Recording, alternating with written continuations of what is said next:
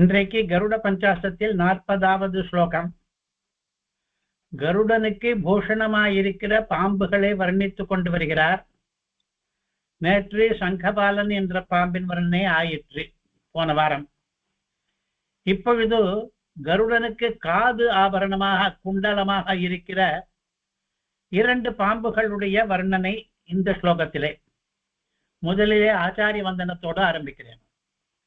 நாராயண குரும் ஞான வாராசி மகமாஸ்ரயே யோ ராஜதாக்னிபிர் நித்யம் ஆராதிதஹயானனஹ ஸ்ரீமதே நாராயண தாதயார்ய மகாதேசிகாய நமஹ. ஸ்ரீமான் வெங்கடநாதார்யः கவிதார்க்கிக கேசரி வேதாந்தாச்சார்யவர்யோ மே சந்நிதத்தாம் சதா ஹிருதி. ஸ்ரீமதே நிகமாந்த மகாதேசிகாய நமஹ. காது அணிகளான 2 பாம்புகளை பற்றி இப்பொழுது ஒரு ஸ்லோகம். திராகீய கர்ணபாஷத்யுதி பரிபவன व्रीलयेव स्वभोगम्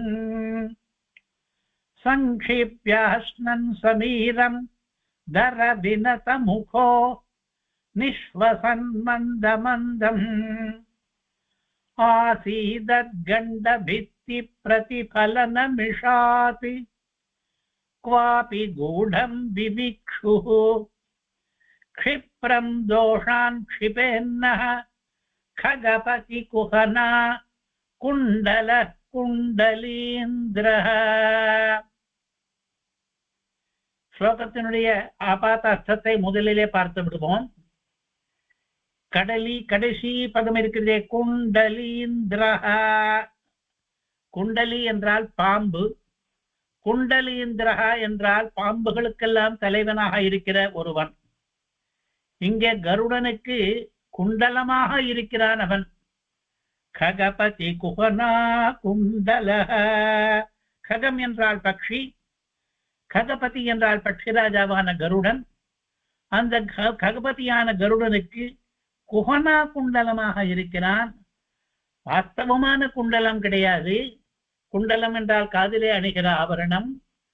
இவன் குஹனா குண்டலம், குண்டலம் போல இருக்கிறான். குண்டல ஸ்தானத்திலே இந்த பாம்பு இருக்கிறது. குஹனா என்றால் வஞ்சனை என்ற அர்த்தம். வஞ்சனையாக குண்டலம் பண்ணுகிறான் என்றால் வாஸ்தவமான குண்டலம் என்று போலி என்ற அர்த்தம் வைத்துக் கொள்வோம். போலியான குண்டலமாக இருக்கிறான் இந்த பாம்பு.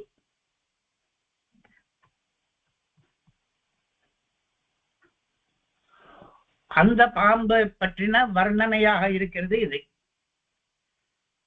அது என்ன வர்ணனை என்றால், அது கருடனுடைய காதிலே தானே அணியாக இருக்கிறது. அந்த காது திராகீய கர்ணபாஷத்யுதி, திராகீயஸாக இருக்கிறது என்றால் அதிக நீளமாக இருக்கிறது. கருடனுடைய உருவம் பெரிய உருவமானபடியினாலே அதற்கேற்றபடியே அவருடைய காது கூட நீளமாக இருக்கிறது. கர்ணபாஷ, கர்ணபாஷா என்றால் அழகான காது என்று அர்த்தம். அதிக நீளம் கொண்ட அழகான காதுக்கு ஜுதி, அதுக்கு ஒரு பளபளப்பு இருக்கிறது. கருடனுடைய காதுக்கு இயல்பான பளபளப்பு இருக்கிறது. நாம் குண்டலங்களை எதற்கு அணிகிறோம்? காதிலே கர்ண ஆபரணங்கள் சிலவற்றை அணிகிறோமே, எதற்கு என்றால் அவை தங்கத்தாலோ வைரத்தாலோ ஆகும் போது அதனுடைய ஜுதி அதிகமாகும், பளிச்சென்று இருக்கும். அந்த மாதிரி நகைகளை தான் காதிலே அணிவது வழக்கம். இப்பொழுது கருடனுடைய காதானது ஏற்கனவே அழகாகவும் ஏற்கனவே பளிச்சென்றும் இருக்கிறது. அதற்கு வாஸ்தவத்திலே ஒரு அணிகலன் தேவையில்லை. தேவை இருந்தாலும் அதை விட அதிக ஜுதி கொண்ட அணிகலனைத்தானே விட வேண்டும். ஆனால் இப்பொழுது இந்த பாம்பு கருடனுக்கு அணிகலனாக வந்திருக்கிறது காதிலே. அப்பொழுது அதுவே நினைத்து பார்க்கிறதா, நாம் எதற்கு இங்கே அணிகலனாக வந்தோம்? இங்கே இயல்பாக நாம் இல்லாமல் இருக்கும் பொழுதே ஜுதி அதிகமாக இருக்கிறதே. நாம் இங்கே அணி அலங்காரம் பண்ணுவதாக நினைத்துக் கொண்டு காதிலே வந்து விட்டோமே என்று நினைக்கும் பொழுது பரிபவன, அதற்கு ஒரு பரிபவம் ஏற்படுகிறது. சீச்சி, நாம் தப்பு பண்ணிவிட்டோம் போல இருக்கிறது. பொதுவாக ஆபரணங்கள் அவயவங்களுக்கு இன்னும் அழகை கூட்டுவதற்காக வரும். இங்கே என்னென்றால் நாம் வந்ததாலே அழகை குறைந்து விடும் போல் இருக்கிறதே என்றெல்லாம் அதற்கு தோன்றுவதாலே பரிபவப்படுகிறது. அதனாலே அதற்கு ஒரு வெட்கம் வருகிறது. பிரீடயா, பிரீடா என்றால் வெட்கம். தனக்கு ஏதோ தோல்வி ஏற்பட்டு விட்டது, ஒரு குறை இருக்கிறது, எழக்கூடிய நிலை இருக்கிறது என்று நினைக்கும் பொழுது வெட்கம் வருகிறது. அதற்கு நான் கருடனுடைய காதுக்கு அணிகலனா?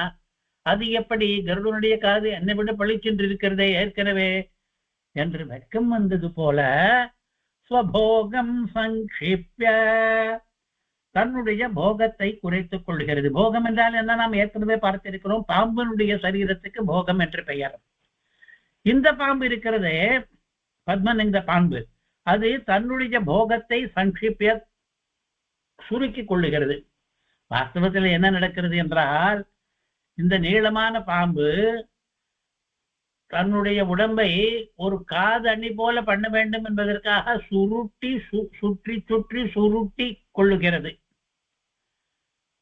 வாஸ்தவமாக வேறு காரணத்துக்காக அப்படி பண்ணுகிறது.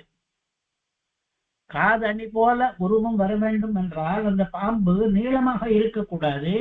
அந்த காதினுடைய நுனியிலே ஒரு அலங்காரம் பூஷணம் எப்படி இருக்குமோ அதே மாதிரி ஆக்காரம் தனக்கு வர வேண்டும் என்பதற்காக வட்டமாக சுற்றி சுற்றி கொண்டிருக்கிறது. காதணி என்றால் கீழே கொஞ்சம் தொங்கும் அல்லவா? அப்படி வர வேண்டும் என்பதற்காக தன்னுடைய முகத்தை கீழே வைத்துக் கொண்டிருக்கிறது. பார்ப்பதற்கு அங்கே ஏதோ குண்டலம் போட்டுவது போல இருக்க வேண்டும் என்பதற்காக ஸ்வபோகம் சங்கிப்ய, தன்னுடைய உடலை சுருக்கிக் கொள்ளுகிறது. இவர் என்ன சொல்கிறார்? பிரீடயேவ என்று. ஏன் சுருக்கிக் கொள்கிறது என்றால் உண்மையான காரணம் அது குண்டலாக்காரம் வருவதற்காக சுருக்கிக் கொள்கிறது என்று. இவர் கவி கற்பனையான காரணமும் அதற்கு ஏதோ வெட்கம் பிடுங்கி தின்னுகிறது. நானாவது இவ்வளவு உசர்ந்த அழகான காதுக்கு அழகூட்டுவதாவது என்று நினைத்து வெட்கப்பட்டு கொண்டோ அந்த வெட்கத்தினாலே உடம்பை சுருக்கிக் கொள்கிறது போலும் என்று. ஏனென்றால் ஒரு தோல்வியோ ஒரு பரிபவமோ ஒரு எள்ளலோ ஒரு வெட்கமோ ஏற்பட்டால் மனிதர்கள் எல்லாம் என்ன பண்ணுவார்கள்? லோகத்திலே பார்த்துக் கொள்கிறோம், கூனி குறுகி போய்விடுவார்கள், உடம்பை சங்கேபம் பண்ணிக் கொள்வார்கள் முதலிலே. அது போலத்தான் போல் இருக்கிறது இது தன்னுடைய உடம்பை இப்படி சுருக்கிக் கொண்டிருக்கிறது என்று. அஸ்னம் சமீரம், அது காற்றை சாப்பிடுகிறது. எது? பாம்பு. பாம்பு காற்றை சாப்பிடுவது என்பது ஒன்றும் புது விஷயம் இல்லை. நாம் ஏற்கனவே பார்த்திருக்கிறோம், வாதாசன் என்று பாம்புக்கு பெயர் என்று. பாம்பு காற்றை சாப்பிடுவதுதான் வழக்கம். ஆனால் இந்த கவி இப்பொழுது என்ன சொல்கிறார்? இந்த பாம்பு வெக்கத்தாலே தான் காற்றை சாப்பிடுகிறது போல அப்படின்னு. அப்படியே சொல்றாரு அப்படின்னா, லோகத்தில் நம்ம வெட்கப்படுற ஜனங்கள்லாம் என்ன பண்றாரு பார்த்தா, எச்ச கூட்டி தொண்டையில முழுங்கின்னு இருப்பான். சாப்பிட்றதுக்கு ஒண்ணும் இல்லாட்டா கூட உள்ள ஏதாவது முழுங்கின்னு இருக்கும். இப்ப இந்த பாம்பு இந்த பாம்பு காற்றை சாப்பிட்றத பார்த்தா வெட்கப்படுறவெல்லாம் தொண்டையில எச்ச கூட்டி முழுங்குற மாதிரி இருக்கு. அதுக்கும் மேல தர வினத முக, தர கொஞ்சம் வினத குனிந்திருக்கிற முக, வாயப்படுகிறது, முகத்தை விடுகிறது. பாம்பு கொஞ்சம் மூஞ்சிய தொங்க போட்டு இருக்கு. வாஸ்தவத்துல எதுக்காக தொங்க போட்டு இருக்கு தெரியுமா? குண்டலத்தின் கீழே ஏதாவது ஒரு மணி மாதிரி ஒண்ணு தொங்கணும், ஒரு ரத்தனம். அதுதான் காதுக்கு அழகு. அதுக்காக தன்னுடைய மூஞ்சிய அது தொங்க போட்டு காது அணியாக இருக்கு. ஆனால் இந்த கவி என்ன சொல்றார்? அதுக்கு ரொம்ப வெக்கம், ரொம்ப பரிபவம். வெக்கம் இருக்கிறவாள்லாம் என்ன பண்ணுவா? மூஞ்சிய தொங்க போட்டுருவா. எடுத்து பார்க்க மாட்டா, கொஞ்சம் தலை குனிஞ்சு இருக்கும் அவளுக்கு. அந்த மாதிரி குனிஞ்சிருக்கு அப்படின்னு சொல்லி கவியினுடைய கற்பனையில வேற காரணம் சொல்றார். நிஸ்வசன் மந்த மந்தம், கொஞ்சம் கொஞ்சமா சிறிது சிறிதாக மூச்சு விடுகிறது. பாம்பு கோபம் வந்ததென்றால் உசு உசு என்று அதிகமாக மூச்சுவிடும். இப்பொழுது வெட்கம் வந்த காரணத்தினாலே லேசாக மூச்சு விடுறது. வாஸ்தவத்துல இது லேசாக மூச்சு விடுறதுக்கு இயல்பான காரணம் வேற ஒண்ணு இருக்கு. அது இருக்கிற இடம் இருக்க, அந்த இடத்துல போய் நிறைய மூச்செல்லாம் விட முடியாது. கருடனுக்கு கைங்கறி என்ன பண்ணிட்டு இருக்கு, அங்க போய் காது கிட்ட போய் நிறைய மூச்சு விட்டா அது கருடனுக்கு ஏதாவது காது வழியாக அந்த சத்தம் காத்து அதெல்லாம் போனா கஷ்டமாயிடும். அதனால மந்தமா விசுவாசம் பண்றது. ஆனா இந்த கவி என்ன சொல்றார், அதுக்கு வெட்கம் பிடுங்கி தின்றது, அதனால மொள்ள காத்து விடுறது அப்படின்ட்டு. ஆசீதத் கண்ட பித்தி பிரதிபல நமிஷாசி. இது நடுவுல கருடன் எப்படி முகம் எப்படி இருக்கு அப்படிங்கிற அந்த பக்கம் நம்ம கண்ணு திருப்பினோம்னா அவர் காது இருக்கு, 2 காது இருக்கு. அந்த 2 காதுக்கும் கிட்ட காதுக்கு கீழே அவருக்கு கண்டம் இருக்கு. கண்டம் என்றால் கன்னம் தாடை அப்படின்னு சொல்லுமா, அந்த அவயவம் கருடனுடைய கண்டம். அது கண்ட பித்தி. பித்தி என்றால் ஒரு சுவரை போல இருக்கு, அதனுடைய ஷேப் அப்படி. ஆசீத கண்ட பித்தி கிட்டக்கையே இருக்கு, அந்த காதுக்கு கிட்டக்கையே இருக்கு அந்த கன்னம் என்கிற சுவர். அதிலே பிரதிபல நமிஷாசி. அந்த கன்னம் எப்படி இருக்கு, ரொம்ப மிருதுவா இருக்கிறதோட கூட பளபளன்னு இருக்கு. அது ஒரு கண்ணாடி மாதிரி இருக்கு. கண்ணாடிங்கிற வார்த்தையை இங்க சொல்லல, ஆனா அதுல பிரதிபலிக்கிறது இந்த காதாபரணம். காதாபரணமான பாம்பு. பாம்பு அதுங்கிட்டயே கீழே இருக்கிற அந்த கன்னத்துல, கண்ணம் கண்ணாடி போல இருக்கிறதுனால அதுல பிரதிபலிக்கிறது. இவர் என்ன சொல்றார், பிரதிபலன மிஷாத். அது ஒரு சாக்கு, அது ஒரு வியாஜம். வாஸ்தவத்துல என்ன நடந்திருக்கு தெரியுமா, குவாபி கூடம் விவிக்ஷு. இது வெக்கத்தோட இருக்கும் இல்லையோ, அதனால ஒளிஞ்சுக்கலான்னு பாக்குறது. கூடம்னா மறைவாக, விவிக்ஷு பிரவேசம் பண்ண விருப்பம், அது ஒளிஞ்சுக்கிறதுக்கு ஆசை. அதனால என்ன பண்றது, இந்த கன்னத்துக்குள்ள இருக்கிற பிரதிபிம்பமா போனா அது எங்கேயோ கன்னத்துக்குள்ள ஒளிஞ்சிட்ட மாதிரி ஆயிடுமோ இல்லையோ, அப்படி பண்றது அப்படின்ட்டு.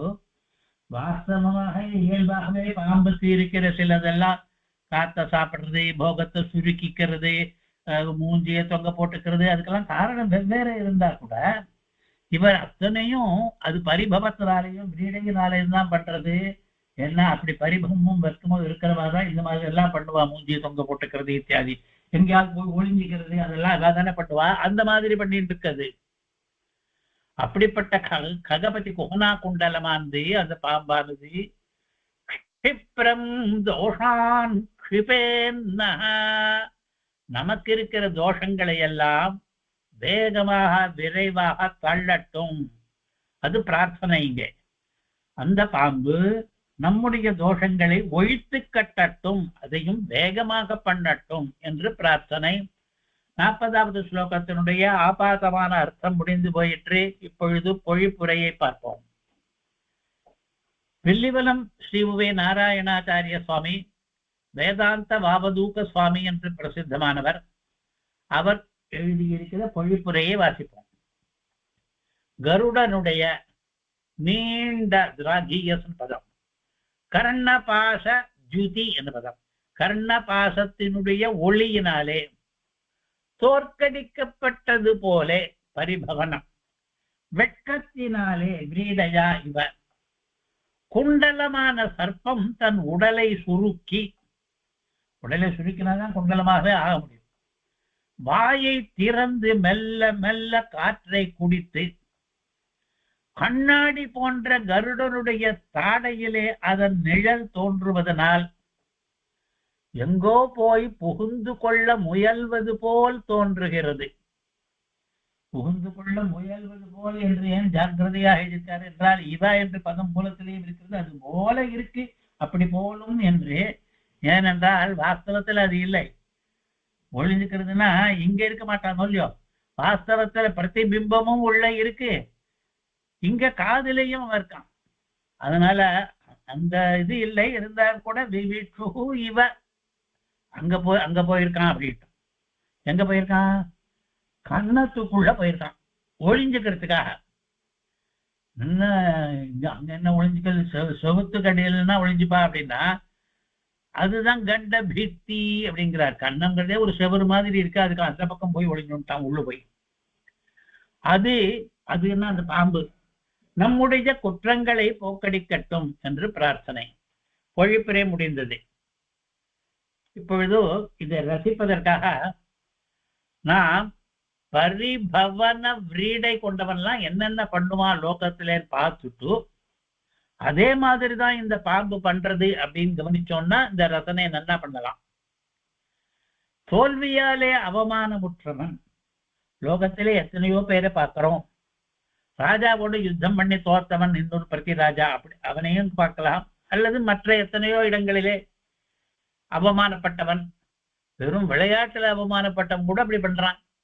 என்னென்ன பண்றான் அப்படின்னா, முதலிலே கூனி குறுகி நிற்பான், இரண்டாவது தொண்டையிலே எச்சலை விழுங்குவான், மூணாவது சிறுமூச்சாக விடுவான், நாலாவது மூஞ்சியை தொங்க போட்டுக் கொள்வான், அஞ்சாவது எங்கேயாவது ஒரு மறைவிடத்துல போய் ஒளிஞ்சு கொள்வான். இதெல்லாம் தான் தோல்வி அடைஞ்சு வைக்கப்படுறவா பண்ற காரியம் லோகத்துல பார்த்திருக்கோம். இந்த ஸ்லோகத்துல என்ன சொல்றார், இந்த 5 காரியங்களையும் இந்த 2 பாம்பும் பண்றது. வலது காதுக்கு ஒரு பாம்பு, இடது காதுக்கு ஒரு பாம்பு, காதணியாக குண்டல ஸ்தானத்துல வந்திருக்கிற பாம்பு.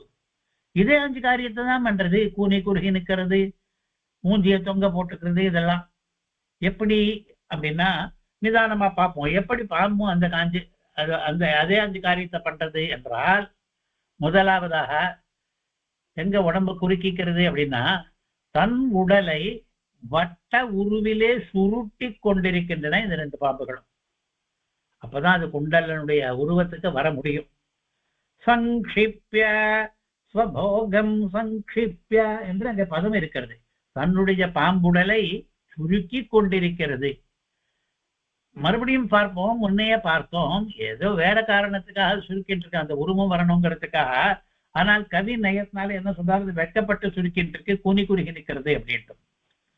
இரண்டாவது காற்றை சாப்பிடுகின்றன, பாம்பெல்லாம் சாப்பிடுறது தான். மூன்றாவது மந்தமாக மூச்சு விடுகின்றன. நாலாவது மூஞ்சியை தொங்க போட்டன. இது முக்கியமா இருக்க வெக்கத்துக்கு விளைவு. மூஞ்சியை எங்க தொங்க போடுறது, இங்க இருக்கு பதம் தர வினத முக என்று. தர கொஞ்சம், வினத தாழ்ந்து போன, தொங்க போட்ட முகத்தை உடைய என்று. வாஸ்தவத்துல எதுக்காக முகத்தை தொங்க போட்டிருக்கு அப்படின்னு சொன்னா, அந்த குண்டலத்தின் கீழே ஒரு மணி தொங்கினா நல்லா இருக்கும், காதழியாக இருக்கும். அது அந்த ஸ்தானத்துக்கு தன்னுடைய முகத்தையே தொங்க போட்டு இருக்காது. அதுதான் உண்மையான காரணம். ஆனா இந்த கவியினுடைய கற்பனையில அது வெக்கம் பிடிங்குதுன்றது தோத்து போச்சோல்லையோ இந்த காது கிட்ட, அதனால அது தொங்க போட்டு இருக்கு அப்படின்னு கற்பனை. அப்புறம் ஒழிஞ்சுக்கிறதுன்னு ஒண்ணு இருக்கு, அது கூட பண்றதா என்ன அப்படின்னா, ஆமா கருடனுடைய கன்னம் இருக்க, அந்த கன்னத்துல அதனுடைய நிழல் விழறது, அது பளிச்சுன்னு இருக்கிறதுனால அதனுடைய பிரதிபிம்பம் அதுக்குள்ள விழறது. அப்போ அது அங்கதான் ஒளிஞ்சுட்டு இருக்கு போல நமக்கு தோன்றது. ஆஹா, தோத்து போனவன் வெக்கப்படுறவன்லாம் என்னென்ன பண்ணுவானோ லோகத்துல, அது அத்தனையும் இந்த காது அணியாக இருக்கிற பாம்பு பண்ணிட்டு இருக்கு. ஏகவசனம் தான் இருக்கு, ஒரு பாம்பு பண்றதா? வாஸ்தவத்துல 2 காது இருக்கு, 2 காதுக்கும் 2 வெவ்வேறு பாம்பு இருக்கு, ரெண்டுமே இந்த மாதிரிதான் பண்றது. இப்பொழுது முதல் பாதத்தை இன்னும் கொஞ்சம் கூர்ந்து கவனிப்போம். திராகீய கர்ணபாசத்யுதி பரிபவன விரீடயேவ ஸ்வபோகம். விரீடயா, காதணி பாம்புக்கு வெக்கம் போல இருக்கு. போலும்னு ஏன் போட்டுக்கோமா, விரீடயா இவ அப்படின்னு ஒண்ணு இருக்கு. வெட்கம் போலும், வெக்கம் போல இருக்கு. கவி கற்பனை தான். எதனால விரீட வந்தது? பரிபவன விரீடயா, அது தோல்வியாலே ஏற்பட்டது போல இருக்கு. தோல்வி யார்கிட்ட? கர்ணபாசத்யுதி பரிபவன, கருடனுடைய காதில் இருந்து இதற்கு தோல்வி. காதுக்கும் அந்த காதுக்கு அணிகலனாக இருக்கிறேன் என்று வந்த பாம்புக்கும் ஒப்பீடு நடந்தால் காதை அழகுபடுத்த வந்த பாம்பு தன்னை விட அழகாக காது இருக்கிறதை பார்த்து பரிபவப்படுகிறது. காது அழகியதாகவும் நீண்டதாகவும் ஒளிமிக்கதாகவும் இருக்கிறது. கருடனுடைய காதுக்கு இவ்வளவு சிறப்புகள் இருக்கின்றன. எங்க சொல்லியிருக்காருன்னா, திராகீயஸ் என்ற பதத்தாலே நீண்டதாகவும், கர்ண பாஷா என்கிற பதத்தாலே அழகியதாகவும், ஜுதி என்கிற பதத்தாலே ஒளிமிக்கதாகவும் என்று கருடனுடைய கர்ணத்துக்கு 3 சொல்லி இருக்கிறார். அந்த 3ஐ பார்த்த பாம்பானது, அடடா, நாம் அந்த அளவுக்கு அழகாக இல்லை, அந்த அளவுக்கு நீண்டதாகவும் இருக்க முடியவில்லை, ஏனென்றால் குண்டலமாக வேண்டும், வட்ட வடிவம் போட வேண்டி இருக்கிறது. ஒளியல் பார்த்தாலும் அந்த தியுதி அதிகமாக இருக்கிறது, நம்முடைய தியுதி குறைவாக இருக்கிறது என்றெல்லாம் நினைத்து பார்த்து, இந்த காதை அலங்கரிப்பதற்கு நான் சரியான பூஷணம் இல்லை போல இருக்கிறதே என்று அந்த பாம்பே நினைத்து கொண்டு தோல்வியும் வெட்கமும் அதற்கு ஏற்படுகிறது. பாம்பு வெட்கப்படுகிறது என்று இவ்வளவு தகவல்கள் முதல் பாதத்தில் இருக்கின்றன. பாம்பு வெட்கப்படுகிறது போல என்று சொல்கிறது உத்பிரேட்சை அலங்காரம். உத்பிரேட்சை அலங்காரம் நாம் ஏற்கனவே போன வாரம் அதுக்கு முன்னே எல்லாம் கூட பார்த்திருக்கிறோம். அதாவது கவி தானாக ஒரு கற்பனையை பண்ணுகிறார். இந்த பாம்பு வெட்கப்படுவதாக கவியினுடைய கற்பனை தான், ஆனால் அதை சமர்ப்பிக்கிறார். வெட்கப்படுவது என்ற கற்பனையோடு நிறுத்தி விடாமல், வெட்கப்படுவதாக வெட்கப்படுகிறவன் என்னென்ன பண்ணுவானோ என்று ஒரு 5 காரியத்தை சொல்லி, அந்த 5 காரியத்தையும் இந்த பாம்பு பண்ணிட்டு பாரு என்று சொல்லி தான் சொன்ன உத்பிரேட்சைக்கு சமர்த்தனமும் சேர்ந்து பண்ணியிருக்கிறார். அடுத்தது 2ஆம் பாதம். சங்கிப்யாஸ்னம் சமீதம் தர வினத முகோ நிஷ்வசன் மந்த மந்தம். சங்கிப்ய, உடலை குறுக்கி கொண்டது பாம்பு. வாஸ்தவத்திலே எல்லா பாம்புமே குண்டல வடிவு அமைத்துக் கொள்ளும், அப்பொழுது உடலை குறுக்கிக் கொள்ளும். ஆனால் இங்கே கவி என்ன சொல்கிறார், வெட்கப்படுபவன் எல்லாம் உடலை குறுக்கிக் கொள்வானே, கூனி குறுகி நிற்பானே, அது போல பண்ணுகிறது என்று. அஷ்ணன் சமிஹீரம், காற்றை சாப்பிட்டது இந்த பாம்பு. எல்லா பாம்புமே காற்றை பருகுமே என்றால் அது இருக்கட்டும், வெட்கப்படுறவன் எல்லாம் காத்து தின்மான், அதுபோல பண்றது இது. 3வது, முகத்தை குனித்து வைத்துக் கொண்டது இந்த பாம்பு. தர வினத முகோ, தர கொஞ்சம் மூஞ்சியை தொங்க போட்டது. அது வேற காரணத்துக்காக தான் தொங்க போட்டது. ஆனா கூட இந்த கவி என்ன சொல்றாரு, அது வெட்கம், அதனாலே தொங்க போட்டது என்று. 4வது, நிஷ்வசன் மந்த மந்தம், மெல்லியதாக மூச்சு விட்டது. பாம்பெல்லாம் அப்படித்தான் மூச்சு விடும். கோபத்தில் மட்டும் நீண்ட மூச்சு விடும், மற்ற காலத்திலே மந்தமாக சுவாசிக்கும். அது வழக்கமானபடி மந்தம் நிஸ்வசம் தான். இருந்தாலும் கவி என்ன சொல்றார், அது வெட்கப்படுறதுனால ரொம்ப மெல்ல மூச்சு விடுறது அப்படின்ட்டு. அதாவது இதிலே சொன்ன 4மே தோல்வியாலே வெட்கப்படுபவன் பண்ணுகிற காரியங்கள். அந்த காரியங்களையே இந்த காது அணியாக இருக்கிற பாம்பு பண்ணிற்று என்று 2ஆம் பாத தகவல். அடுத்ததாக 3ஆம் பாதம். ஆசீத கண்ட வித்தி கண்ட பித்தி பிரதிபலன மிஷாதி குவாபி கூடம் விவிக்ஷு. ஆசீதத்து, ஆசன்னமாக இருக்கிறது. காதுக்கு கிட்டேயே கன்னம் இருக்கிறது கருடனுக்கு. எல்லாருக்கும் தான். காதுக்கு சற்று கீழே இறங்கினால் கண்ணன் தான். ஆசீதத் அர்த்தமாயிடுச்சு. கண்ட பித்தி, அந்த கன்னம் ஒரு சுவர் போல இருக்கிறது, கண்ணாடி சுவர் போல இருக்கிறது. ஏனென்றால் பிரதிபலனம் அதில் நடக்கிறது. பிரதிபலன, அந்த கண்டத்திலே காதணியாக இருக்கிற பாம்பினுடைய உருவமானது பிரதிபலிக்கிறது. பிரதிபலன மிஷாதி, அந்த சாக்கிலே என்ன நடக்கிறது, கோஹபி கூடம் விவிக்ஷு, ஏதோ ஒரு இடத்திலே கூடம் மறைவாக விவிக்ஷு உள்ளே புகுந்து விட வேண்டும் என்கிற ஆசை கொண்டு கன்னத்துக்குள்ளே இந்த பாம்பு ஒளிஞ்சு கொண்டது போல இருக்கிறது என்பது இதெல்லாம் மூன்றாவது பாதத்தில் தகவல்கள். நாலாவது பாதம் க்ஷிப்ரம் தோஷான் க்ஷிபேன்னஹ கஜபதி குஹனா குண்டல குண்டலீந்திரஹ. கஜபதி கருடன் பட்சிகளுடைய ராஜா, அவனுக்கு காது குண்டலம் போல பாம்பு இருக்கிறது, குஹனா குண்டலமாக குண்டலி இருக்கிறது. காது குண்டலம் போல இந்த போலின்னு ஒரு பதம் இருக்கும் இல்லையா, குஹனான போலின்னு அர்த்தம் சொன்னோம். போலியான குண்டலம்னு ஏன்னு சொல்றான்னா, உண்மையான குண்டலம் கிடையாது அந்த பாம்பு. அவன் அங்கிருக்கிற பூஷணங்களான பாம்புகள் எல்லாமே உண்மையான பூஷணங்கள் இல்லை, பூஷண ஸ்தானத்திலே பூஷணம் போல ஆகாரம் வைத்துக் கொண்டிருக்கிற பாம்புகள். அதனாலே குஹனா குண்டலமாக இருக்குது. குண்டலீந்திரன் இருக்கிறானே, குண்டல குண்டலீந்திர, குண்டலி தலைவனே குண்டலமானது. வேடிக்கை. குண்டலின்னா என்ன? பாம்புக்கே குண்டலின் பேரு. குண்டலிக்கு இந்திரனானவன் என்றால் பாம்பு தலைவனானவன் என்ற அர்த்தம். யாரு? இங்கே காதலியாக வந்திருக்கிறவன். அவன் இப்பொழுது குண்டலமாக ஆகியிருக்கிறான். அந்த பாம்பு தோஷான் நஹா க்ஷிபேத், அந்த பாம்பு எங்கள் தோஷங்களை தள்ளட்டும்.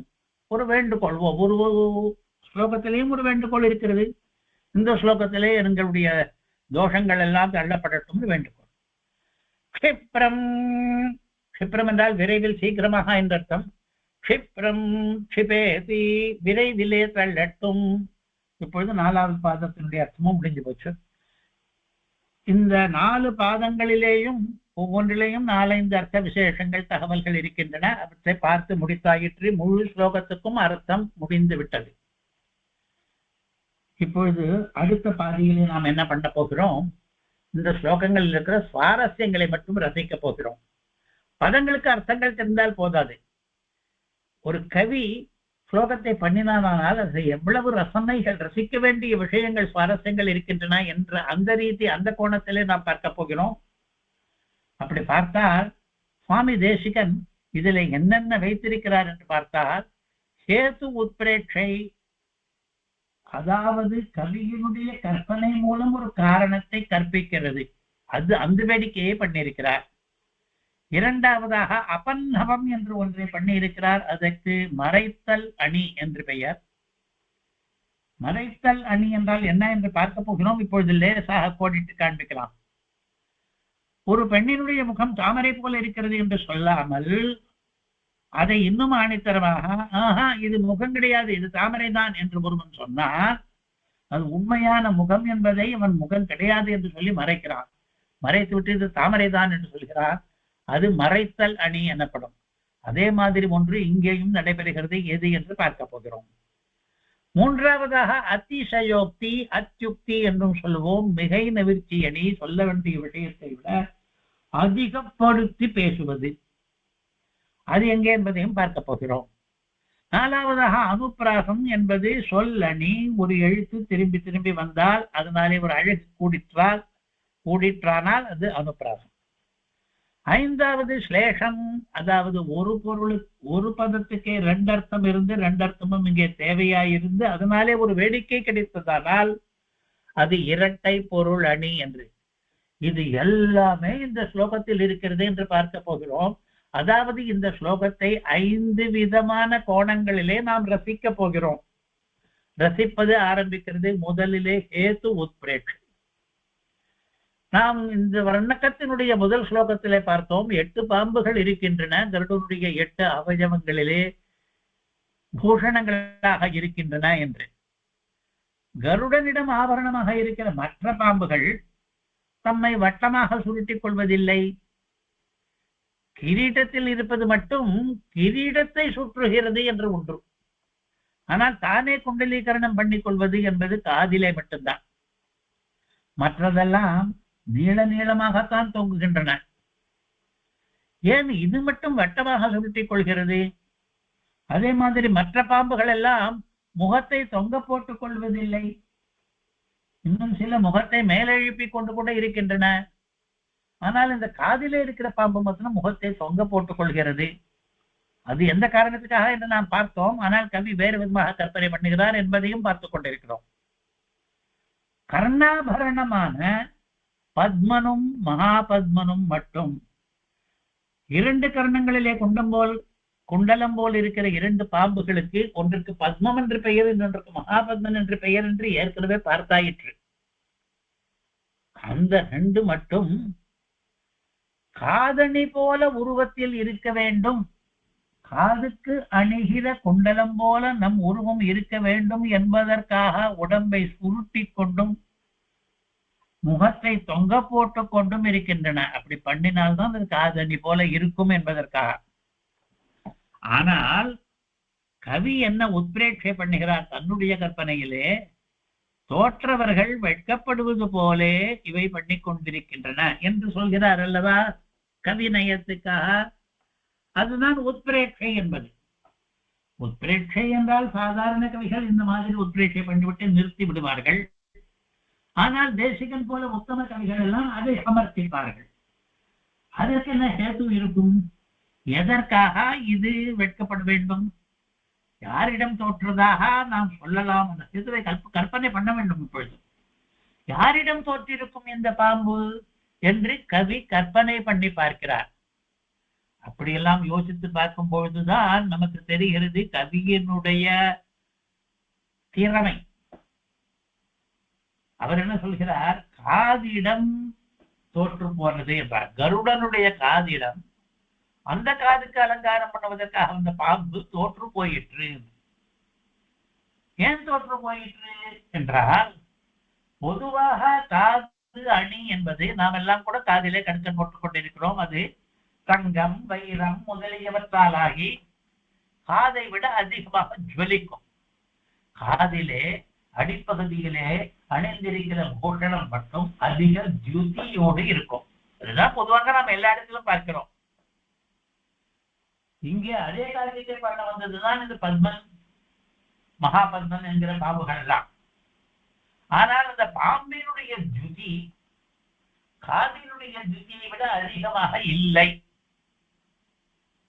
கருடனுடைய காதுக்கு எவ்வளவு ஜுதி இருக்கிறதோ அதுவே அதிகமாக இருக்கிறது. அங்கே ஆவரணமாக வந்திருக்கிற பாம்புக்கு அவ்வளவு ஜுதியை காணும். அதனாலே காதிடம் தோற்று போனதான் பாம்பு. எந்த விஷயத்திலே தோற்று போயிற்று? ஜுதி விஷயத்திலே. காதுக்கு அதிக ஜுதி, பாம்புக்கு குறைந்த ஜுதி, அதனாலே தோல்வி. இப்படி குறுக்கத்துக்கும் குனிவுக்கும் பாம்பு ஒரு குறுக்கம் பண்ணி கொண்டிருக்கிறது தன் உடம்பை, குனிவு ஏற்படுத்தி கொண்டிருக்கிறது தன்னுடைய தலைக்கு. இதற்கெல்லாம் இந்த தோல்வியும் வெட்கமும் தான் காரணம் என்பது கவியினுடைய கற்பனை. வாஸ்தவத்தில் அது காரணம் இல்லை, நமக்கு தெரியும். இருந்தாலும் ஹேது உத்பிரேட்சை என்பது இதுதான். கவியானவர் ஒரு பொருத்தமான காரணத்தை கற்பனை பண்ணுகிறார். அந்த தோல்விக்கு ஜுதி குறைவு காரணம் என்று கற்பனை பண்ணுகிறார். இப்படியெல்லாம் ஹேதுக்கள் என்று ஏன் சொன்னோம் என்றால், அது தொகை போட்டுக் கொண்டதற்கு வெட்கம் காரணம், வெட்கத்துக்கு தோல்வி காரணம், தோல்விக்கு ஜுதி குறைவு காரணம் என்று ஒன்றுக்கொன்று காரணங்கள், காரண பரம்பரையை சொல்லி இருக்கிறார்கள். இப்படி ஹேதுக்களை உத்பிரேட்சை பண்ணி இருப்பதை இவ என்ற பதத்தாலே தெரிவிக்கிறார்.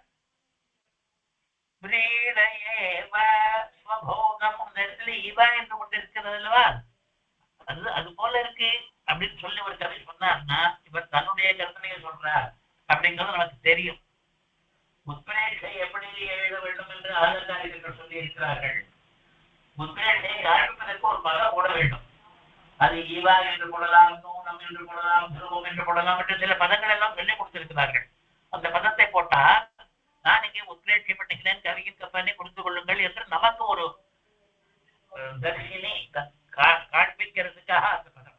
இங்கே வீழையேவா என்று இவா என்கிற பதத்தை இட்டு இங்கே கவியின் கற்பனை இருக்கிறது என்பதை கவனியுங்கள் என்று நம்முடைய கவனத்தையும் இழுந்து விட்டார். இப்பொழுது அலங்காரங்கள் நிறைய இருக்கின்றன என்பதை ரசிக்க வந்த நாம் அதிலே முதலாவதாக ஹேது உத்பிரேட்சை என்கிற அலங்காரத்தை ரசித்தோம். அடுத்ததாக இரண்டாவது அதிசயோக்தி என்று ஒரு அலங்காரம். அத்யுக்தி என்று சொல்றாலும் அதேதான். அதிசய என்றால் தமிழிலே ஒன்றர், அத்புதம், ஆச்சரியம் என்றெல்லாம் அர்த்தம் சொல்கிறோம். அது இல்லை இங்கே.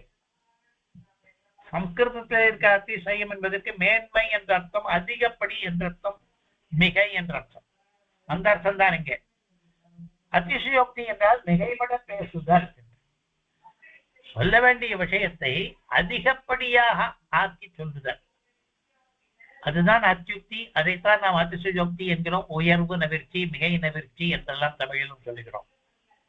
இப்போ இங்கே அந்த அலங்காரத்தை எங்கே வைத்திருக்கிறார் என்றால், அந்த கருடனுடைய கபோலம் இருக்கிறதே, கபோலத்துக்கு இங்க என்ன பதம் போட்டான்? கண்டம். கண்டம் இருக்கிறதே கண்ண பகுதி, அது ரொம்பவும் மிருதுவாக இருக்கும், லட்சணமாக இருக்கும், வழவழப்பாக இருக்கும், பளபளப்பாக மெளிர்ந்திருக்கும் என்றெல்லாம் இருப்பதாலே அது ஒரு கண்ணாடி போல என்று. வாஸ்தவத்துல கண்ணாடி போல என்ற பதத்தை இங்கே காணோம். ஆனால் அதனுடைய விளைவு இருக்கிறது. அதிலே காதிலே இருக்கிற வஸ்து பிரதிபலிக்கிறது என்று சொல்லி இருக்கிறார். காதுக்கு அருகிலே அந்த கண்ணம் இருப்பதாலே, அந்த கண்ணம் கண்ணாடி போலே இருப்பதாலே காதில் இருக்கிற வஸ்து கன்னத்திலே பிரதிபலிக்கிறது என்று கவி வர்ணித்து விட்டார். இங்கே அத்யுக்தி என்ன இருக்கிறது என்றால், எல்லாருக்கும் கன்னம் என்னதான் ஸ்னிக்தமாக இருந்தாலும், லட்சணமாக இருந்தாலும், வழவழவென்று இருந்தாலும், அதற்குள்ளே காது முதலியவை பிரதிபலிப்பதாக எங்கேயாவது பார்த்ததுண்டோ? அவ்வளவு கண்ணாடி போல இருக்கிறது என்பது அத்யுக்தி. காதணியான பாம்பினுடைய பிரதிபிம்பம் கருடனுடைய தாடைக்குள் தெரிகிறது என்று சொல்கிறாரே, அது சற்று மிகைதான். பொதுவாக கன்னத்திலே அது எவ்வளவு அழகர்களும் அழகிகளுமாக இருந்தாலும் கூட அவர்களுடைய காதிலே இருக்கிற வஸ்து அவர்களுடைய கன்னத்திலே பிரதிபலிக்கிற அளவுக்கு கன்னம் கண்ணாடி போல இருப்பதில்லை. அதனாலே இது அத்யுக்தி அலங்காரம் என்று. இப்பொழுதோ அலங்காரங்களை ரசிக்க வந்த நாம் முதலிலே ஹேது உத்பிரேட்சை என்ற அலங்காரத்தையும் ரசித்தோம். கவி எப்படி கற்பனையாலே காரணங்களை சொல்லி இருக்கிறார் என்று. இரண்டாவதாக கன்னத்தினுடைய மார்தவத்தை, கன்னத்தினுடைய வழவழப்பை எப்படி அதிகப்படுத்தி பேசி அது கண்ணாடி போல இருக்கிறது என்று சொல்லி, அந்த கண்ணாடியிலே காதிலே இருக்கிற குண்டலம் ஸ்தானத்திலே இருக்கிற பாம்பு பிரதிபலிக்கிறது என்று சொல்லி சொன்ன. அதுக்கு மேல கூட சொல்லி இருக்கிறார், பிரதிபலிக்கிறது என்று சொல்லி மறுபடியும் ஒரு உத்பிரேட்சை பண்ணி இருக்கிறார். என்ன பண்ணி இருக்கிறார்? அந்த பிரதிபலிக்கிறதுல உள்ளே இருக்கிற பாம்பை பார்த்தால் இந்த பாம்பு தான், வெட்கப்பட்ட பாம்பு தான் அங்க போய் ஒளிஞ்சின்னு இருக்கு போல இருக்கு. மறுபடியும் இன்னொரு உத்பிரேட்சை அது. ஏன்னா தோத்து போனவன் வெட்கப்படுறவன்னா எங்கேயாவது தூரம் போய் ஒளிஞ்சிப்பான். இந்த பாம்பு கூட ஒளிஞ்சுக்கிறதுக்காகத்தான் அந்த கண்ணாடிக்குள்ள பிரதிபிம்பமா உள்ள புகுந்திருக்கு அப்படின்னு சொல்லி இந்த அதிசயோக்தியோடு கூட அந்த ஹேது உத்பிரேட்சையினுடைய அதிகப்படி பின்பாதிய கலந்திருக்காங்க. அங்க போய் ஒளிஞ்சின்னு இருக்கு இந்த பாம்பு என்று. இதெல்லாம் வெறும் கற்பனை தான். அங்க ஒளிஞ்சுக்கிறதுக்காக போகல. நமக்கு எப்படி தெரியும்னா இங்கேயே இருக்கு அந்த பாம்பு, இது போகல, இதனுடைய பிரதிபிம்பம் அங்க வந்திருக்கு. இது தவிர இன்னொரு சுவாரஸ்யம், கதைகள்லாம் எத்தனை விதமாக சுவாரஸ்யம் எழுதுறாளோ அதுக்கெல்லாம் பேர் போய் நமக்கு முக்கியம் இல்லை. மறைத்தல் அணி என்று ஒன்று ஒரு விஷயத்தை மறைச்சு பேசியிருக்கார். அதனால ஒரு அழகு வருது. என்ன மறைச்சிருக்காருன்னா, எது மறைக்கிறோமோ அதை காமிச்சுடுங்க. இதை மறைத்து வேறொன்றாக சொல்லுகிறேன் என்பதை காண்பித்திருக்கிறார். மிஷாத் என்கிற பதத்தினாலே காண்பித்திருக்கிறார். இந்த வியாஜத்துல அது நடக்கிறது. எந்த வியாஜத்துல நடக்கிறதுன்னு சொல்றாரோ அந்த வியாஜம் தான் உண்மை. அதை மறைச்சிட்டு அதை வியாஜம் சொல்லிவிட்டு இவர் ஒண்ணு நினைச்சுட்டு இருக்காரு, அதை சொல்றது இருக்க, அதுதான் மறைத்தல் அணி. மறைத்தல் அணி என்பதுதான் அபநவம், அபநுதி என்று கூட சொல்கிறார்கள். அதற்கு என்ன லட்சணம் என்றால் பிரகிருதம் என்னிஷித்யான்யது சாத்யதே சாத்வபன்னுதிஹி என்றே. பிரகிருத்தம் இப்பொழுது உண்மையாக என்ன நிகழ்கிறதோ அதை நிஷித்யா இல்லை இல்லை அதில்லை என்று உண்மையை மறுத்துவிட்டு அந்நியத்து சாத்தியதை இன்னொன்னு அதில்ல இது என்று இவன் இது கவி சொல்றான அது வாஸ்தவத்துல பொய். கவி தன்னுடைய பொய்யை உண்மையை மறைத்து விட்டு பேசுகிறானே அது சில சமயங்களிலே சுவாரஸ்யமாக ஆகிவிடும். அதற்குத்தான் அபநுதி அலங்காரம் என்று பெயர். இங்கே அது நடந்து கொண்டிருக்கிறது கருட பஞ்சாசத்தின் இந்த 40வது ஸ்லோகத்திலே. எங்கே என்றால் பிரதிபலன மிஷாதி வாபி குடம் விவிக்ஷு என்கிற இடத்திலே அது நடக்கிறது. பிரதிபலனம் என்கிற மிஷாதி வியாஜத்தினாலே அது ஒளிந்து கொள்கிறது என்றது. இப்பொழுது பிரதிபலனம் என்பதுதான் உண்மை, ஒளிந்து கொள்வது என்பதுதான் கவியினுடைய கற்பனை. பிரதிபலனம் என்கிற சாக்கிலே ஒளிந்து கொண்டிருக்கிறது என்று சொல்லும் பொழுது உண்மையை மாற்றி வேறொன்றை அதன் ஸ்தானத்திலே சாதித்திருக்கிறார். அதனாலே இது அபநுதி அலங்காரம். இவர் என்ன சொல்கிறார்? பிரதிபிம்பம் என்பது வியாஜமே, உண்மை என்னவென்றால் ஒளிந்து கொள்ளும் ஆசை என்று. வாஸ்தவத்திலே இவர் உண்மை என்னவென்றால் என்று சொல்வதுதான் கவியனுடைய கற்பனை. அப்படி சொன்னபடியினாலே இங்கே அபநுதி என்கிற அலங்காரம் இருக்கிறது.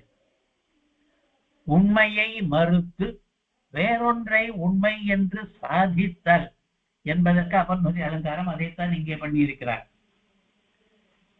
அதற்கு என்ன உதாரணம் சொல்கிறார்கள்? இது கண்ணில்லை, இது தாமரை என்று. தாமரை போல இருக்கிற கண்ணை ஒரு கவி இது கண்ணே கிடையாது, இது தாமரையே தான் அப்படிலாம் சொன்னான்னா அது அபநுதி. ஆனா அப்படி சொன்னா சில சமயத்துல சுவாரஸ்யமா தான் இருக்கு. அதனாலதான் அது அலங்காரம் நம்ம சொல்றோம். இங்க அது நடந்திருக்கு. 3 அலங்காரங்கள் இதுவரையில் பார்த்தோம். ஹேது உத்பிரேக்ஷா என்று ஒன்று, அதிசய உக்தி என்று ஒன்று, அபநவம் என்று ஒன்று. பெயர்கள் இருக்கட்டும். 3 விதமான சுவாரஸ்யத்தை ரசித்தோம். கவியினுடைய கற்பனை, கவியினுடைய மிகைப்பேச்சு, கவியினுடைய மறைத்தலனை என்று 3 பார்த்தோம். அடுத்ததாக அனுப்பிராசம் என்பது பெரும் சொல்லிலேயே நமக்கு தெரிகிறது. விவிக்ஷு க்ஷிப்ரம் தோஷான் க்ஷிபேத் என்று இருக்கிறது.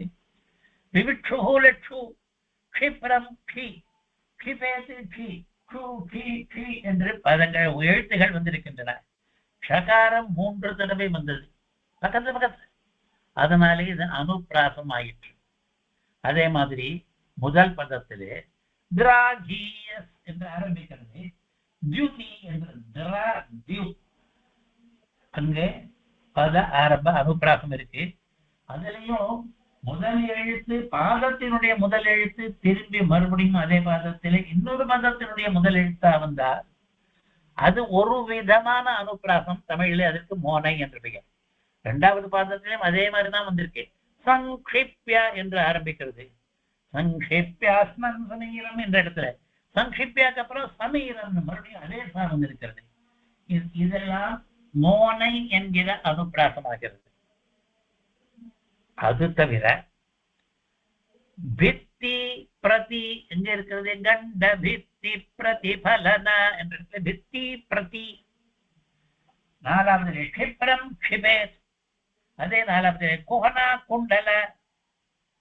இப்படி பல இடங்கள்ல தி என்பது வந்திருக்கிறது, க்ஷி என்பது திரும்பி வந்திருக்கிறது, கு என்பது திரும்பி வந்திருக்கிறது. இப்படி எல்லாம் இருந்தா அனுப்பிராசம் என்ற அனுப்பிராச வகை. அனுப்பிராசம் என்று தெரிகிறது, வர்ணம் திரும்பி வந்து விட்டது தெரிகிறது. அதிலே ஒரு விவசிதமான இடத்தில் வந்திருக்கிறதுனாலே அழகு கூட தெரிகிறது. சேகானுப்பிராசம் என்றால் என்ன என்றால் நிறைய எழுத்துகள் இன்னும் ஒரு தடவை வந்தால் அதற்கு சேகானுப்பிராசம் பேரு. வித்தி பிரதியில தீங்கிற எழுத்து, க்ஷிப்ரம் க்ஷிபேத்தில் ஷீங்கிற எழுத்து, குஹனா குண்டல கூங்கிற எழுத்து, இப்ப நிறைய எழுத்துகள் திரும்பி ஒரு தடவை வந்ததனாலே இதற்கு சேகானுப்பிராசம் என்று பெயர். இந்த விவிட்சுட்சிபேத் அங்கு சொன்ன இடத்துல ஒரு எழுத்து நிறைய தடவை வந்ததுனாலே அதற்கு வேற பெயர் வச்சுக்கலாம். இப்படி அனுப்பிராசத்திலே பல வகைகள் இருக்கின்றன. பல வகைகளான எழுத்து திருப்பல், எழுத்தினுடைய ஆவர்த்தி. அதனாலே சொல் அணி ஒன்று வருகிறது, சப்தாலங்காரம் என்று, அதுவும் இந்த ஸ்லோகத்தில் இருக்கிறது என்பதை பார்த்தோம். இதுவரையில் 4 அலங்காரங்களை பார்த்தாயிற்று. அதற்கடுத்ததாக 5வதாக ஸ்லேஷாலங்காரம் என்று, தமிழிலே ஸ்லேஷா என்பதை தமிழிலே எழுதும்போது சிலேடை என்று எழுதுகிறார்கள். ஒரு பதத்துக்கு 2 அர்த்தம் வச்சு அதனாலே ஒரு வேடிக்கை நிகழ்ந்ததானால் அது ஸ்லேஷாலங்காரம். அதுவும் இருக்கிறது இங்கே. குண்டலம் என்கிற பதம் இருக்கிறது 4வது பாதத்துக்கு கடைசியில. குண்டல குண்டலீந்திரஹான்னு 2 தடவை வந்திருக்கு. காதில் அணிகிற குண்டலம் என்று அதுக்கு முதல் அர்த்தம் அது ஒரு ஆபரணம். இன்றைக்கும் விவகாரத்தில் இருக்கிறது, நம்ம காதில போட்டுக்கிறோம், குண்டலம் போட்டுக்கிறோம் அப்படின்னு. ராமாயண காலத்துல இருந்து இந்த குண்டலம்ங்கிறது பெயர் இருந்துருக்கு, காதில போட்டுக்கிறது. இன்னொரு அர்த்தம் என்ன கேட்டா, சில ஜந்துக்கள், ஊறுகிற ஜந்துக்கள், பாம்பு, மரவட்டை முதலிய ஜந்துக்களுக்கெல்லாம் ஒரு திறமை இருக்கிறது, தம்முடைய உடலை வட்டமாக சுருட்டி கொள்ளுகிற திறமை. ஒரு தடவை 2 தடவை 3 தடவை போட்ட சுருட்டி அது வேற ஆகாரத்துக்கே கொண்டு வந்து விடுகின்றன சுற்றி. அந்த வட்டத்துக்கு கூட குண்டலம் என்றுதான் பெயர். அஹி குண்டலம் என்று ஸ்ரீபாஷ்யத்திலே பிரம்மசூத்திரத்திலே கூட வருகிறது, பாம்பு தன்னை சுற்றி கொள்கிறது என்று. அதனாலே அந்த குண்டலத்துக்கு தமிழிலே சுற்று என்று சொல்லலாம். அது ஒரு அர்த்தம். இப்படி அர்த்தங்கள் வெவ்வேறு இருப்பதை கோஷமே தெரிவிக்கிறது. குண்டலம் வலையே பாசே தாட்டங்கே என்று மேதினி கோஷம் தெரிவிக்கிறது. குண்டலம் என்பதற்கு வலையே என்றால் வட்ட வடிவு போட்டுக் கொள்வதற்கும் குண்டலம் என்று பெயர். பாசே கயிற்றுக்கும் குண்டலம் என்று பெயர். அதை வட்டமாக சுருட்டி வைக்கும் பொழுது குறிப்பாக அந்த பெயர். தாட்டங்கே என்றால் தாட்டங்கம் தான் காதிலே போட்டுக்கிற ஆபரணம். காதணிக்கும் குண்டலம் என்று பெயர் என்று மேதினி கோஷம் தெரிவிக்கிறது. இப்பொழுது சுற்றி கொள்ளுகிற இயல்பு பாம்புக்கு இருப்பதாலே பாம்புக்கு குண்டலி என்றே பெயர் வந்து விட்டது. அகராதியில் பார்த்தால் கூட குண்டலி என்றால் பாம்பு என்று போட்டிருப்பார்கள். ஆனால் அது காரண பெயர் தான். குண்டலம் பண்ணிக் கொள்கிறது, தன்னைத்தானே சுற்றி வைத்துக் கொள்ளுகிறது, அதனாலே குண்டலி என்று பெயர். இப்பொழுது இங்கே எப்படி இருக்கிறது, குண்டல குண்டலீந்திரஹா என்ற போது ஒரு வேடிக்கை என்ன பண்ணியிருக்கார், குண்டலியா இருப்பவன், அதாவது தனக்கு குண்டலம் கொண்டவன் அந்த பாம்பு, அது கருடனுக்கு குண்டலம் ஆனான். குண்டலம் ஒரே பதத்துல 2 தடவை குண்டலம் வந்திருக்கு, வெவ்வேறு அர்த்தத்துல வந்திருக்கு. தனக்கு குண்டலம் வைத்துக் கொண்டவன், அதாவது உடம்பை சுற்றி சுற்றி வைத்துக் கொண்டவன், கருடனுக்கு குண்டலம் ஆனான் என்றால் கருடனுக்கு கர்ணாபரணமானான் காதிலே என்று வேடிக்கையாக சொல்லியிருக்கிறார். குண்டல குண்டலீந்திரஹா என்று, குகனா குண்டல குண்டலீந்திரஹா. அதனால இரட்டை பொருள் வேடிக்கையிலே ஒன்றை இப்பொழுது கவனித்தோம். இரட்டை பொருள் வேடிக்கை இன்னும் கூட இருக்கிறது. ஆனால் இது நிச்சயமாக யாருடைய கண்ணிலிருந்தும் தப்ப முடியாததாக இருக்கிறது. 2 தடவை அந்த பதம் வந்து விட்டதுனாலே நாம் இனிமேல் பார்க்க போகிறதெல்லாம் பதம் ஒரு தடவை தான் இருந்திருக்கும், ஆனால் அதற்கு 2 அர்த்தம் இருக்கும். நாம் இதுவரையில் ஒரு அர்த்தத்தை தான் சொல்லி இருப்போம், அது போரும் என்று விட்டு இருப்போம். கொஞ்சம் கூர்ந்து கவனித்தால் அதற்கு 2வது அர்த்தத்தை சொன்னால் இன்னும் கூட வேடிக்கை வரும் போல இருக்கிறதே என்று தோன்றும்.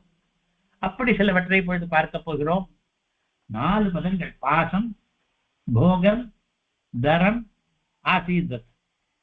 4 பதங்கள், 4ம் ஸ்லோகத்தில் இருக்கிற பதங்கள். அந்த 4 பதங்களுக்கும் இரட்டை அர்த்தங்கள் சொல்லி பார்த்தோமானால் நமக்கு கொஞ்சம் வேடிக்கை இன்னும் அதிகமாக கிடைக்கும். இதே ஸ்லோகத்திலே கர்ணபாசம் என்று ஒன்று இருந்தது. நாம் என்ன அர்த்தம் சொன்னோம்? ஒரு அர்த்தம் தான் சொன்னோம், அழகிய காது. அந்த பாசம் என்பதற்கு அழகிய என்ற அர்த்தம் வரும் என்று வியாக்கரண சூத்திரமே ஒப்புக்கொண்டிருக்கிறது. ஆனால் பொதுவாக பாசம் என்பதற்கு அந்த வியாக்கரணம் எல்லாம் தெரியாதவர்கள் என்ன அர்த்தம் சொல்வார்கள்? வழக்கமாக பலரும் சொல்லுகிற அர்த்தம் என்ன என்றால் கயிறு அர்த்தம். பாசம்னா பாச கயிறு. கர்ண பாசம் என்றால் கயிறு என்ற அர்த்தம் சொல்லலாமா? நாம் சொல்லவில்லை.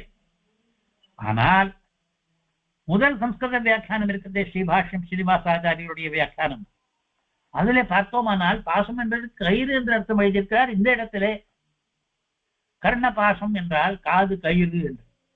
அது எப்படி காது கயிறு மேல எப்படி அர்த்தத்தை ஒட்ட வைக்கிறது? இப்பொழுது அப்படி அந்த அர்த்தத்தை சொல்வதாலே நமக்கு என்ன ஆதாயம் இங்கே? அதாவது ஒரு அர்த்தம் சொன்னால் அதனாலே ரசிப்பதற்கு விஷயம் இருந்தால்தான் வெவ்வேறு அர்த்தங்களை எல்லாம் சொல்ல வேண்டும்.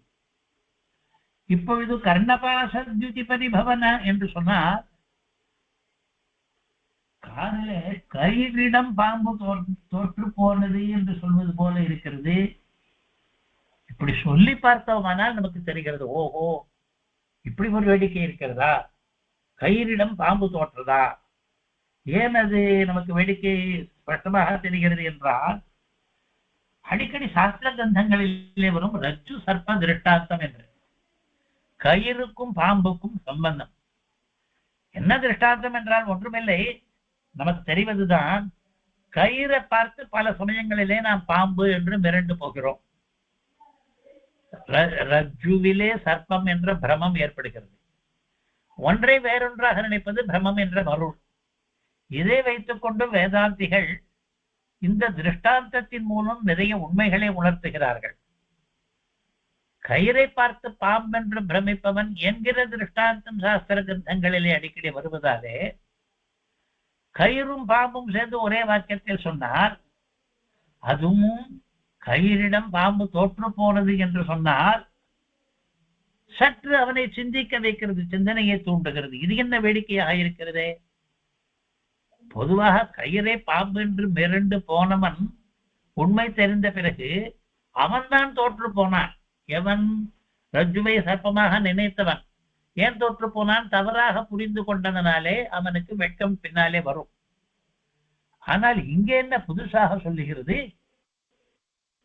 ரஜுவிடம் சர்ப்பம் தோற்று போயிற்று என்று நம்மை வேறு விதமாக சிந்திக்க வைப்பதனாலே இந்த பாசம் என்பதற்கு கயிறு என்ற அர்த்தத்தை வியாக்கியாதா காட்டினபடி ஏற்றுக்கொள்ளுபவர்கள், இரண்டாவது அர்த்தத்தை நினைப்பவர்கள், அதிலே ஒரு வேடிக்கை இருப்பதை பார்க்கிறார்கள். வேடிக்கை என்ன? கயிற்றிடம் பாம்பு தோன்று போனது என்று சொல்வதே வேடிக்கையாக இருக்கிறது. அதற்கு பிறகு போகம் என்ற ஒரு பதம். போகம் என்றால் பாம்பனுடைய சரீரத்துக்கு போகம் என்று பெயர். அந்த போகத்தை தான் அது சங்கேபம் பண்ணுகிறது, சுருக்கிக் கொள்கிறது என்று பார்த்தோம். அப்பொழுதுதான் காதணியாக வர முடியும் என்று. இந்த போகம் என்பதற்கு ஏற்கனவே சொன்ன அர்த்தம் பாம்பு உடல் என்கிற அர்த்தம். ஆனால் அதை விட பிரசித்த தரமான அர்த்தம் லோகத்திலே யாரை போய் கேட்டாலும் போகம் என்றால் என்ன சொல்லு என்றால் நாம் தூய்க்கிற அனுபவிக்கிற இன்பம் என்று எல்லாரும் சொல்வார்கள். போகம் என்றால் அனுபவிக்கிற இன்பம் என்று. சரி, அந்த அர்த்தத்தை வைக்கலாமா என்றால் போகம் சங்கிப்ய ஒரு பாதியிலே பொருந்துகிறது.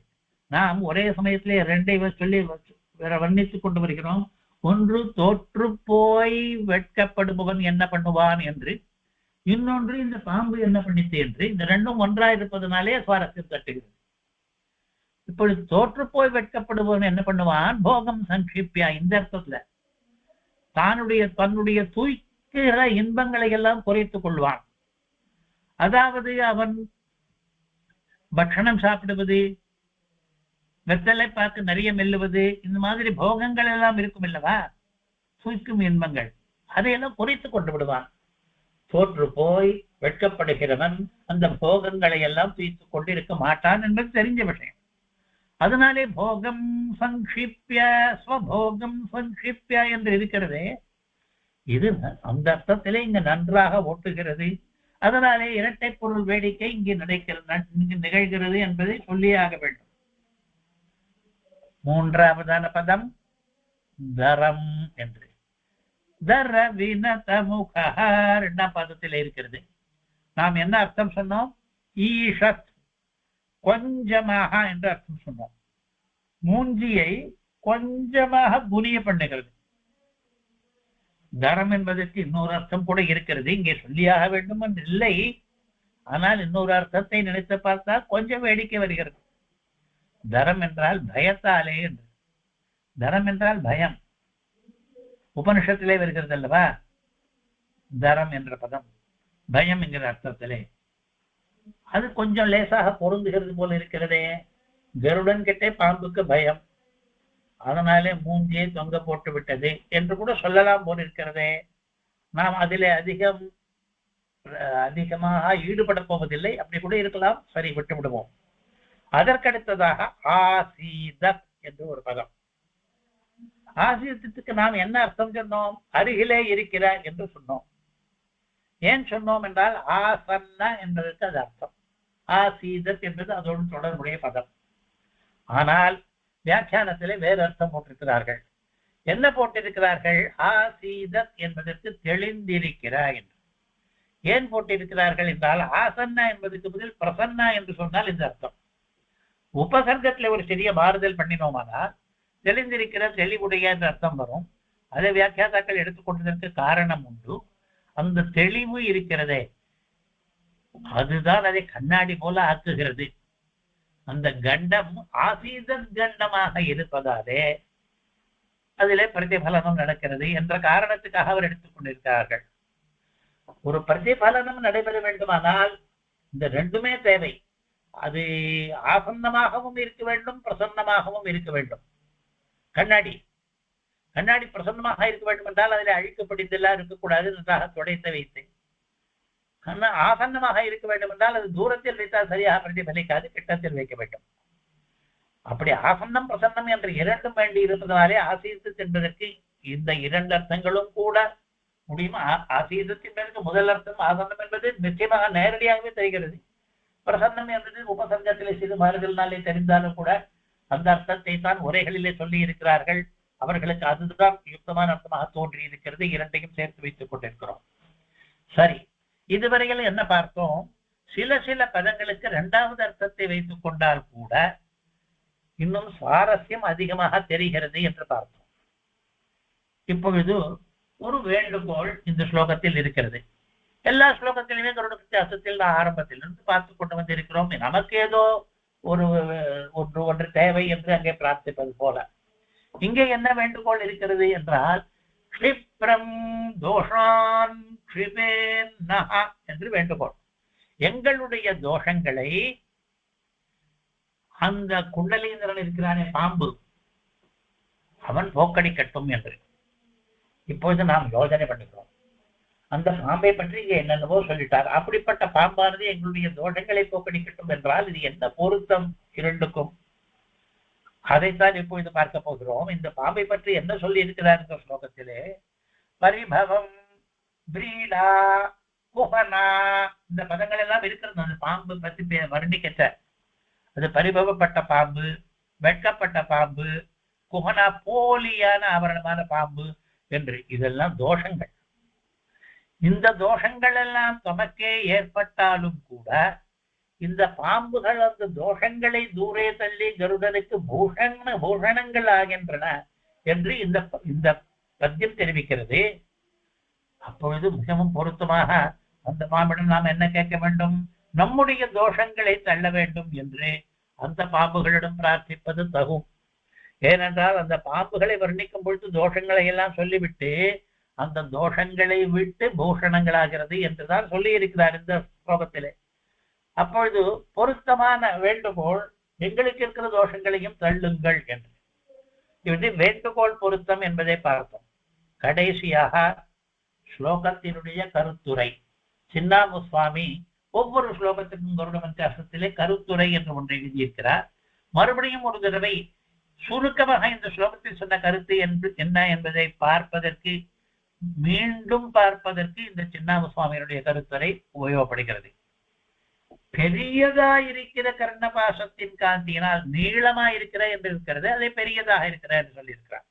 பெரியதா இருக்கிற கர்ணபாசத்தின் காந்தியினால் அடைந்த அவமானத்தினால் உண்டான வெட்கத்தினாலேயோ அப்படி இருக்குமோ, அது காரணமோ பீடையேவ இவ இருக்கிறது. அது தன் சரீரத்தை சுருக்கி கொண்டும் கொஞ்சம் முகம் குனிந்தும் மெல்ல மெல்ல மூச்சு விடுகிறதும் காற்றை புஜிக்கிறதும் தெளிவான கபோல பிரதேசத்தில் பளபளக்கிற வியாஜத்தினாலே ஏதோ ஒரு பிரதேசத்தில் புகுந்து ஒளிந்து கொள்ள இச்சை உள்ளது போலும் இருக்கிற இது நடுவில் ஒரு பதம் விட்டு போயிருக்கிறது. ஒரு பிரதேசத்திலே ஒளிந்து கொள்ள இச்சை உள்ளது போலும் இருக்கிற கருடனுடைய குண்டலமாயிருக்கிற சர்ப்பங்கள் அடியோங்களுடைய பாபங்களை போக்கடிக்கட்டும் என்று இந்த ஸ்லோகத்தினுடைய கருத்துரை ஆயிற்று. ஸ்லோகத்தை மறுபடியும் வாசிக்கலாம்.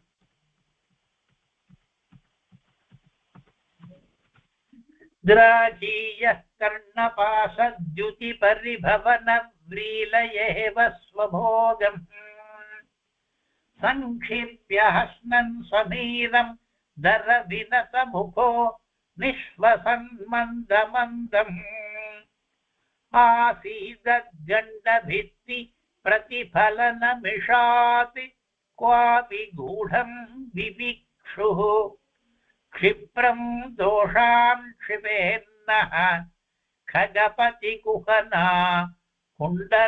कुण्डलीन्द्रः कवितार्किकसिंहाय कल्याणगुणशालिने श्रीमते वेङ्कटेशाय वेदान्तगुरवे नमः। श्रीमते निगमान्तमहादेशिकाय नमः।